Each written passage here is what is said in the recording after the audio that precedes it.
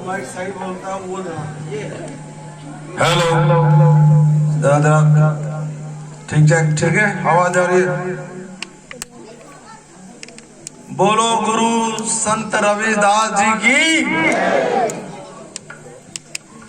अब कुछ विषय हमारे क्या नाम है, जो आप चांदराम जी ने रख दी है, तो मेरे दिमाग में भी अजीब तरह की हरकतें आ गई हैं। पहला तो ये है कि जब देश आजाद हुआ तो लोकतंत्र बहाल हुआ, और लोकतंत्र में यह व्यवस्था दी गई कि चुनाव के माध्यम से आप अपने क्षेत्र का जनप्रतिनिधि चुनेंगे, वोट देंगे, और वो संसद भवन में, विधान परिषद में या लोकसभा में जाएगा, अपनी बात उठाएगा। तो नेता होना जरूरी है, चुनाव होना जरूरी है, लोकतंत्र जरूरी है। ये बात एक हुई। दूसरी बात, जो भेदभाव वाली बात है, आज के टाइम में इस समय भारत का कानून मंत्री अगर अंबेडकर साहब के बाद बना है तो वो अर्जुन राम मेघवाल जी बने हैं। ताली तो बजा दो यार आपको। अंबेडकर साहब के बाद जो कानून मंत्री बने हैं वो है अर्जुन राम मेघवाल जी, जो राजस्थान से हैं, और वो मेरे मित्र हैं, मैं उनके साथ काम करता हूं। पहली बात तो ये, और दूसरी बात ये कि मैं दिल्ली में रहता हूं, हमें कोई उतार के तो देख ले घोड़े से। मैं भी अनुसूचित जाति से आता हूं, धानक समाज से हूं, और पूरे देश में एससी समाज के लिए काम करता हूं। आप हमें बताइए कौन घोड़े से उतार रहा है? अगर हम घोड़े से बांध के ना खींच के उसका झल्लूस निकालते तो हमारा नाम बदल देना। अब गया वो जमाना, अब देश में कानून का राज चलता है। भीमराव अंबेडकर के द्वारा जो बनाया वो ठीक है, पिछले जमाने में बहुत कुछ हुआ है, बहुत कुछ सहा है हमने, और आज भी सह रहे हैं। अभी आपके बीच में बैठे जोगराम खुंडिया जी, जो पूरे हरियाणा में काम करते हैं एससीओ के लिए, और संत कबीर शिक्षा समिति छात्रावास हमारा, मैं से कहता हूं पूरे देश में इतना बड़ा तो कोई बना ही नहीं है।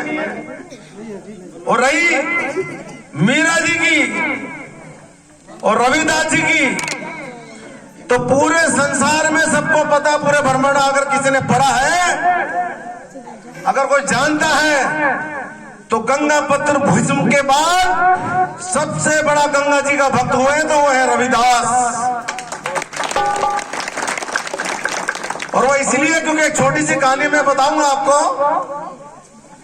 कि 3-4 ब्राह्मण गंगा जी की पूजा करने जा रहे थे, तो रविदास जी उस समय क्या था कि लकड़ी के खटाऊ चलते थे, लकड़ी की चप्पलें बनती थी, किसी के पैर में कांटा ना चुभ जाए, किसी के पैर में कुछ पत्थर ना लग जाए। ये भी एक सेवा भाव थी। जैसे गुरु नानक जी सबको पानी पिलाते थे, जो भी आता था जंगलों से जाता था उसको पानी पिलाते थे। तो उन्होंने रविदास जी ने पूछा कि पंडित जी कहाँ जा रहे हो? तो तुम्हें क्या लेना इस बात से, हम कहाँ जा रहे हैं? मुझे बता तो दो कहाँ जा रहे हो। उन्होंने कहा हम तो गंगा जी की पूजा करने जा रहे हैं। ठीक है, तो एक मेरा काम छोटा सा कर दीजिए, ये दमड़ी गंगा जी में अर्पण कर देना और बोलना कि रविदास जी ने भेजी है। वो कह रहे क्या बात कर रहे हो आप, आपका नाम हम क्यों लेंगे और गंगा जी आपकी दमड़ी क्यों लेगी? उन्होंने कहा नहीं आप ऐसा, और ये दमड़ी जब ही चढ़ाना, मेरी बात को ध्यान से सुन लेना। ये मैं आपको तो बहुत ऐतिहासिक और प्रमाणित बात बता रहा हूं, जो लिखा है, इसके प्रमाण है। काशी नरेश हुआ करते थे उस समय बनारस में, जिसको आज काशी बनारस कहा जाता है, उसमें काशी नरेश। तो पंडित जी ने कहा ले लो यार दमड़ी, रविदास जी को क्या पता हम चढ़ाएंगे नहीं चढ़ाएंगे, आप ले लो। और पूजा करने चले गए, पूजा पाठ करके पंडित जी गंगा किनारे से वापस जाने लगे तो आकाशवाणी हुई कि पंडित जी जो मेरे भक्त रविदास जी ने मेरे लिए भेंट भेजी वो कहाँ है? और वो पागल हो गए पंडित, अरे ये क्या भैया, एक आकाशवाणी हो रही है। तो गंगा जी में से हाथ निकला कि वो जो रविदास जी ने मेरी भेंट भेजी है मेरे लिए और उसको दीजिए। तो उन्होंने भेंट दी, दूसरे हाथ से सोने का कंगन निकला कि ये मेरी तरफ से रविदास जी को देना। अब पंडित लोग पागल हो गए, अरे यार ऐसा जादू तो हमने देखा नहीं, आज तक सुना नहीं कि माँ गंगा सोने का कंगन और उनकी दमड़ी ले लिया रविदास जी की। तो वो सोने का कंगन लेके जब चले तो उनके मन में तरह तरह के विचार आए, जैसे हमारे साहब जी के आ रहे हैं मन में तरह तरह के, नेता ये नहीं करता, नेता वो नहीं करता, फलाना नहीं करता, उसने ये नहीं है, कोई घोड़ी पे उतार देता है। तो मैं फिर पंडित जी ने क्या सोचा कि ऐसा करते हैं कि हम काशी नरेश के पास चलते हैं। काशी नरेश का मतलब था राजा, नरेश का मतलब था राजा, वो काशी के राजा थे। तो वहां गए कि पंडित जी ये माता गंगा जी ने हमें सोने का कंगन दिया है और ये हम चाहते हैं महारानी को आप भेंट करें। तो उन्होंने कहा अरे पंडित जी तो बड़ा सुंदर कंगन लेकर आया सोने का। तो उन्होंने कहा ठीक है। तो महारानी जी को बुलाया गया, काशी नरेश ने अपनी पत्नी को बुलाया गया कि ये पंडित जी सोने का कंगन लाए, और लाए कहां से है? माता गंगा के यहाँ से, माता गंगा ने दिया है।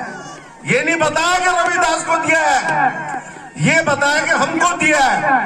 अब माता जी आई, अब राजकुमारी जी आई तो उन्होंने देखा, अरे वाह बड़ा सुंदर है कंगन, ऐसा कंगन तो सुनार भी नहीं बना सकता। तो उन्होंने कहा महाराज ये तो एक कंगन लेकर आए, दूसरा हाथ तो मेरा खाली रहेगा, मैं दूसरे हाथ खाली रहेगा, मुझे 2 कंगन चाहिए। और जब दूसरे की बात आ गई तो वही पोल खुल गई। तो काशी नरेश ने कहा कि पंडित जी दूसरा कंगन मिला के दो। भाई तुम्हारी जब बात सुनी है माता गंगा ने तो हमारी तो राजकुमारी जी नाराज हो गई। तो उन्होंने फिर सारी बात सच्चाई बता दी कि महाराज ऐसे ऐसे हुआ था और वो दमड़ी लेके गए थे, रविदास जी ने हमें कहा था ऐसे, तो रविदास जी को दिया।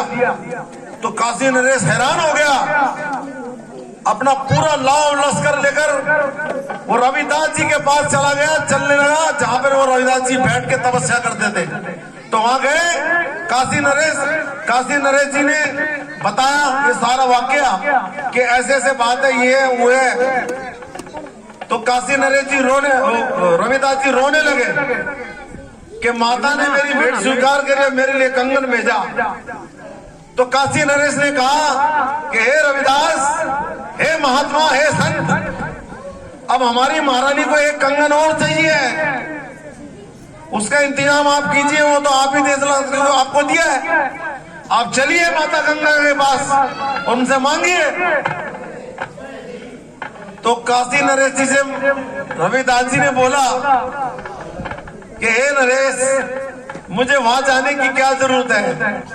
अगर माता मुझे चाहती है, माता ने मेरी भेंट स्वीकार करी है और माता ने मेरे लिए भेंट दी है, तो वो यही प्रकट होगी, तभी से यही प्रकट होगी, कोने का कंगन भी यही देगी।